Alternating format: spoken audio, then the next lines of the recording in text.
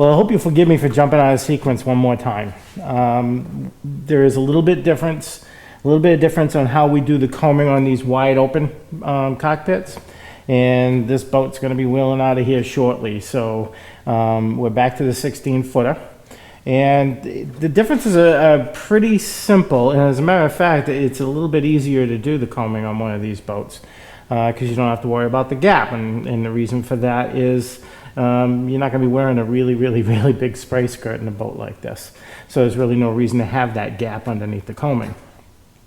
That said, the type of combing that we're doing on this boat, you can do on any of the boats. If you feel that, it's a recreational kayak, you don't really have a plan on using a spray skirt, then doing it the way we're about to do this is fine. You don't need to have that lip there. So all we're going to do, we've already laminated up the combings just like we did on the other one. But the difference is when we laminated it, we pushed it straight down right to the boat. With the intent that when we're ready to put it on permanently, it's going to push right down to the hull. So all I'm going to do now is I'm going to mix up some epoxy, some clear epoxy first, and I'm going to paint the clear epoxy right here on the combing trim. And the reason for that is because the clear epoxy will penetrate the wood a little bit better. And then I'm going to come back and thicken that epoxy, and I'm going to put a bed all the way around, and I'm simply going to push the combing down and put a clamp in it and let the epoxy do the rest. It's a pretty quick operation. Now, I've already cut mine together here. Put a splice right here. The splice. The best way to do the splice after you make a rough cut is cut it a little bit long, maybe an 1/8 long, and then come back with a sanding block and bring it down.